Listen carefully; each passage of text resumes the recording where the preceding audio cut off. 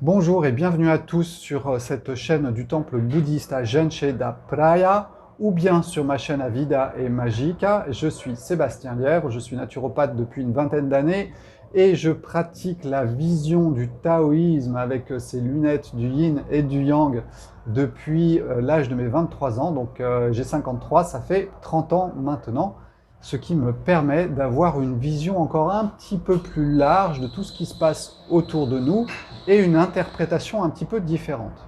Aujourd'hui, nous ne parlerons pas du yin et du yang ou très peu, nous allons surtout parler de la zéolite. Je vous ai souvent parlé de l'argile, je vous ai parlé du charbon actif, comme des grands antitoxiques et antitoxines, eh bien, il en va de même avec la zéolite, qui est une roche volcanique, c'est-à-dire que la lave arrive dans la mer et il y a des phénomènes chimiques qui se passent entre l'eau de mer et la lave qui vont créer cette petite roche qui peut se trouver sous forme de poudre parce qu'elle va être concassée ou bien sous forme de roche beaucoup plus grosse. Et cette roche a des propriétés d'absorption mais aussi d'adsorption. Là, on passe au niveau moléculaire de beaucoup de substances, notamment toxiques, toxines. Donc les toxines, je vous rappelle, c'est ce qui est produit par votre corps et qui peut l'empoisonner, mais qui est naturellement produit par votre corps. Et les toxiques, c'est plutôt les produits chimiques. Et les toxines, elles peuvent être aussi produites par des virus. C'est ce qui m'est arrivé il y a quelques jours avec une gastro-entérite. C'est pas le virus qui m'empoisonne, c'est la toxine qui est produite par le virus. Et c'est pour ça que j'ai pris de la zéolite. Et c'est pour ça que je vous fais cette vidéo aujourd'hui sur la zéolite. Donc une roche volcanique. 1752, c'est sa découverte. C'est en Suède. C'est pour ça que les Suédois sont très en avance sur les recherches sur la zéolite, parce que je vais vous en parler. Il y a des zéolites qui sont naturelles et des zéolites qui sont artificielles et qui sont utilisées aujourd'hui dans la pétrochimie notamment, mais dans bien d'autres domaines, dont l'agriculture. Donc cette zéolite est une roche qui va avoir des surfaces d'échange. Ça, je vous en avais déjà parlé quand je parlais de l'argile. Quand je parle de surface d'échange, c'est-à-dire que vous prenez par exemple une sphère, vous observez sa surface, okay, une surface 1, et puis si cette sphère elle est pleine de trous et d'aspérités, eh bien dans le même volume, vous avez une surface qui est démultipliée grâce à tous ces canaux qui sont partout. C'est exactement ce qui se passe avec la zéolite.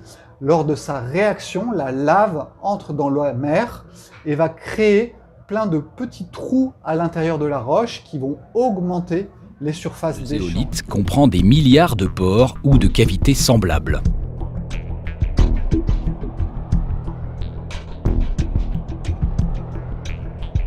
Mis bout à bout, la surface que développent les pores ou cavités de ces matériaux peut atteindre 900 m² pour un seul gramme, soit plus qu'un terrain de handball. S'il y a augmentation de ces surfaces d'échange, eh bien en fait le milieu peut interagir avec la roche de façon beaucoup plus importante. C'est ce qui se passe avec le charbon actif.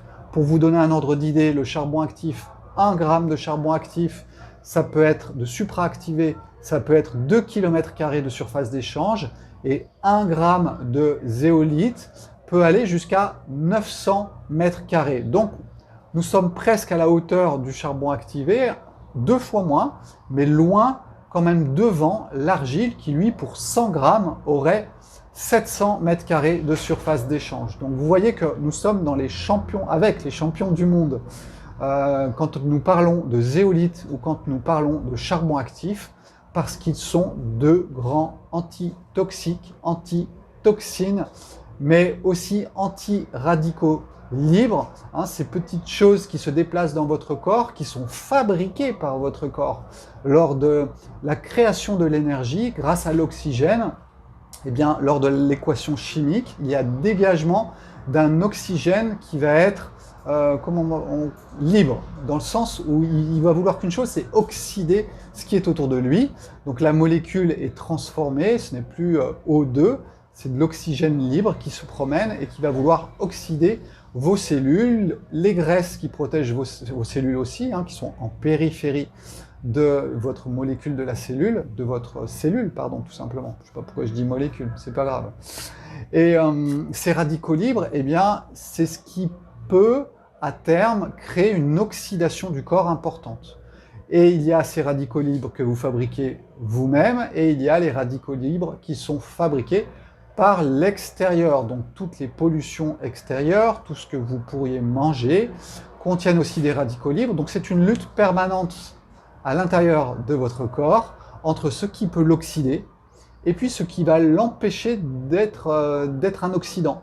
Et là, vous avez la production cellulaire aussi d'antioxydants. C'est pour ça qu'on vous en rabâche souvent la tête et les oreilles dans pas mal de vidéos. Les antioxydants sont là pour vous aider contre ces phénomènes d'oxydation qui sont cependant naturels puisque vos cellules les créent.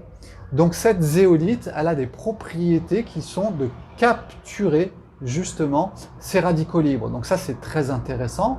Et puis, elle va aussi capturer les toxiques et les toxines qui peuvent être à l'intérieur de votre intestin, parce que je vais insister là-dessus, la zéolite, elle ne passe pas dans le sang.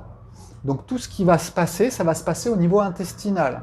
Alors ce qu'il faut savoir, c'est qu'on a 60% du foie qui fait le travail de la filtration et du ménage du sang, et puis on a 20% aussi de l'intestin qui va s'occuper de cela. Donc vous voyez, 60 plus 20, on est à 80. 80% de tout ce qui est filtré dans votre corps pour être mis au rebut, eh bien c'est soit à travers l'intestin, soit à travers le foie. Donc ce qui va se passer à l'intérieur de votre corps, c'est que cette zéolite, elle va attraper toutes les choses oxydatives qui peuvent être créées ou qui peuvent être absorbées, mais elle va aussi absorber les toxiques et les toxines qui peuvent être dans votre intestin. Si vous n'avez pas une alimentation saine et simple, eh bien, il y a beaucoup de chances pour que ce qui se passe dans votre intestin soit un peu brinque-ballant, dans le sens ça fermente trop, voire ça se putréfie si vous absorbez des substances animales. Et oui, putréfaction et fermentation sont deux systèmes pour désagréger quelque part les substances végétales ou animales, mais elles ne donnent pas les mêmes réactions et les mêmes produits finaux.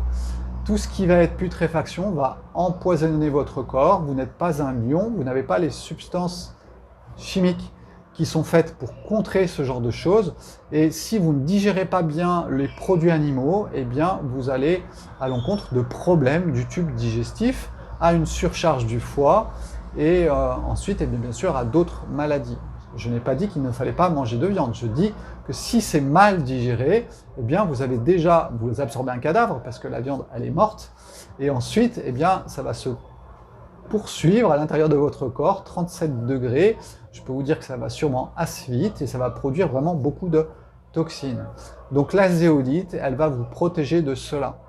Donc si vous avez un régime alimentaire qui n'est pas top, si vous vivez dans une ambiance très polluée, eh bien, il est évident que la zéolite a sa place presque tous les jours dans ce que vous allez absorber, parce qu'elle va limiter le travail du foie. Il y a beaucoup d'expériences qui avaient été faites, notamment sur le charbon activé, sur toutes les maladies. Et que quand on prenait du charbon activé, ça améliorait les pathologies. Eh bien, avec la zéolite, nous aurons exactement les mêmes résultats. Il est une autre chose très importante aussi à savoir sur la zéolite, c'est qu'elle absorbe les métaux lourds. Et oui, lorsqu'il y a eu Tchernobyl, qu'est-ce que l'on a vaporisé, qu'est-ce qu'on a jeté partout autour de Tchernobyl? Eh bien, de la zéolite en très grande quantité. Pourquoi? Parce que tout simplement, la zéolite a des capacités d'absorption de tout ce qui va être radioactif et tout ce qui va être métaux lourds. Donc ça, je vous mets une petite vidéo pour vous l'expliquer. Tout simplement, normalement, la zéolite se crée avec le silicium et l'aluminium qui se mettent ensemble et avec des molécules d'oxygène autour. Et il y a une place, du moins la molécule, elle n'est pas stable, elle est négative. Et donc, qu'est-ce qui va se passer? Eh bien, vous avez des ions sodium qui viennent se mettre en place avec de l'eau. Ce qui explique que normalement, la zéolite est chargée en eau. D'ailleurs, zéo, ça voulait dire qui bout. Parce que tout simplement, lorsque l'on chauffe la zéolite, eh bien, elle va bouillir parce qu'il y a dégagement de l'eau qui est à l'intérieur, qui était avec le sodium. Donc vous voyez, c'est aussi des histoires d'échange entre le yin et le yang et de rééquilibrage. Jaune et ALO4 en rose. Une liaison SiAl mesure 3 angstroms.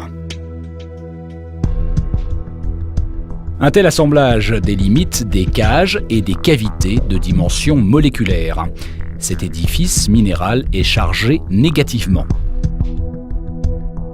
Comme la nature n'aime pas les déséquilibres, elle installe des cations. C'est que quand il y a radioactivité, eh bien tout simplement ce pôle très puissant du silicium et de l'aluminium va attirer fortement le pôle opposé qui va être justement ce métal lourd ou bien cet élément radioactif. Le sodium, pouf, il va dégager parce qu'il n'aura pas assez de force pour rester et l'autre va rentrer dans la molécule et de façon très importante puisque les surfaces d'échange sont énormes et les quantités qui peuvent être absorbées sont énormes. Il faut savoir que la zéolite est utilisée en pétrochimie pour passer du diesel à l'essence parce qu'elle va capter les benzènes et du coup ça va modifier la molécule du pétrole jusqu'à l'épurer quelque part. Et donc nous utilisons beaucoup la zéolite dans la pétrochimie, ce qui est le cas aussi de l'argile qui est utilisée dans la pétrochimie.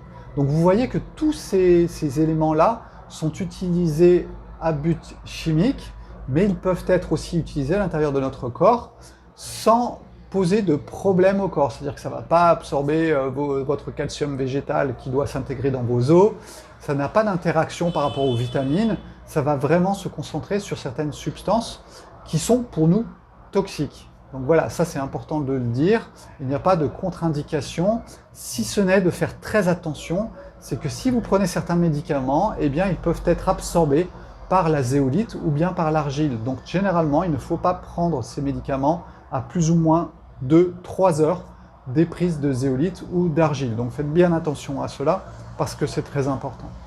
Donc voilà, cette zéolite, elle a le droit d'exister. Aujourd'hui, il y a 70 zéolites naturelles, il y en a 120 artificielles, parce que la chimie a besoin de choses qui sont pures pour augmenter encore leur capacité. Donc faites attention quand vous en achetez, essayez d'éviter, à mon avis, le mieux l'artificiel. Je pense que c'est une bonne idée. Et puis surtout, il vous faut trouver de la zéolite clinoptilolite. Voilà, clinoptilolite. C'est celle qui a les plus grandes capacités et la plus utilisée pour les humains ou pour les animaux. Voilà, cette zéolite, elle est vraiment très utilisée aujourd'hui, même dans l'agroalimentaire. On la retrouve partout, même en agriculture. Si on ajoute dans les sols de la zéolite, eh bien ça va augmenter la pousse des plantes. On arrive jusqu'à 50% de récolte en plus lorsque l'on met de la zéolite au pied. C'est même à 10 cm à l'intérieur du sol. Je pense qu'il y a beaucoup de raisons à cela. Il y a des raisons, ok, pour bloquer certaines choses, mais à mon avis, je vous rappelle un petit peu ce que je vous avais dit sur la forme pyramidale, le tétraèdre de l'argile. Eh bien, la zéolite est exactement avec la même forme, cette forme pyramidale, avec l'oxygène au milieu et aux 4 angles, tout simplement, le silicium au milieu et aux 4 angles, tout simplement l'oxygène. Même chose avec l'aluminium, vous avez des formes pyramidales qui sont des concentrateurs d'énergie. Donc je pense, et ça par contre c'est juste moi qui le dis, on est plus dans du subtil, qu'il y a des concentrations d'énergie beaucoup plus importantes quand il y a présence de zéolite, quand il y a présence d'argile, ce qui va augmenter pour les éléments vivants l'apport en vitalité.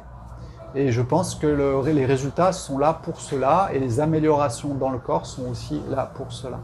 Donc voilà, cette zéolite, vous pouvez en prendre. Combien? Une cuillère à café par jour? 2 peut-être, mais n'en faites pas un aliment. Essayez de l'absorber pendant une certaine période et ensuite de l'arrêter. Parce que si elle a des tendances à absorber les radicaux libres, c'est bien. Mais votre corps, normalement, il produit lui-même des antioxydants. Donc si vous en faites une béquille, votre corps va arrêter de produire des antioxydants. Donc méfiez-vous de ce genre de choses. Quand vous prenez un médicament, parce que pour moi c'est un médicament naturel, il a beau être naturel, il a des répercussions dans votre corps et il faut vraiment faire attention à cela. Souvent dans les vidéos, vous trouverez, oui, il y a du silicium, de la silice, blablabla, blablabla. Oui, je suis d'accord, mais de là à ce que ça intègre les os, croyez-moi, c'est pas pour demain. Sinon, nous n'aurions pas besoin de manger des végétaux, nous mangerions des cailloux. Donc toutes ces histoires de minéraux qui rentrent dans les eaux, etc., moi je n'y crois absolument pas. D'ailleurs, vous pouvez chercher sur Internet, il n'y a pas d'études qui montrent que, par exemple, les minéraux qui sont dans l'eau minérale, Vittel ou autre, passent dans vos eaux. Ça, c'est une vaste blague, il n'y a aucune étude qui existe, et pourtant, ça serait facile de le vérifier. Il suffirait tout simplement de marquer avec de la radioactivité un élément dans l'eau, et ensuite de voir si elle se retrouve dans vos eaux. Et malheureusement, eh bien, aucune étude existe, tout simplement parce que ça ne fonctionne pas. Nous sommes faits pour manger le règne précédent, qui est le règne végétal. Pourquoi pas un petit peu d'animal s'il faut survivre. Et puis, le végétal lui-même va se nourrir du minéral à travers un ver de terre, à travers les bactéries qui vont transformer le minéral pour qu'il soit plus adapté au végétal. Donc vous comprenez bien qu'en mangeant un caillou, on ne peut pas avoir ça dans nos os. Ça paraît totalement illogique. Donc voilà, faites attention à tout ce qui est raconté sur Internet. C'est ma position. Cherchez des études, si vous en trouvez, c'est très bien. Voilà ce que j'avais à vous dire sur la zéolite. Je la connais depuis 1 an et demi. Et franchement, je pense que voilà, on est à la hauteur du charbon activé. Et ça fait partie, je pense, de la trousse de pharmacie de secours en cas de gastro-entérite ou tout autre empoisonnement. Je vous rappelle que le charbon activé est utilisé dans les centres antipoison en priorité, tout simplement pour ses propriétés anti-toxiques et toxines. Voilà, je pense que j'ai fait le tour de ce que j'avais à vous dire aujourd'hui. 15 minutes, voilà, j'ai pas été très long, et en 15 minutes, eh bien, je vous ai tout dit en condensé. Si ça va durer un peu plus longtemps, je vais vous mettre des petits extraits de vidéos pour que vous compreniez comment fonctionne la molécule, et vous allez voir la magie de la vie. Voilà, ciao ciao, portez-vous bien, à bientôt, ici ou là, ciao.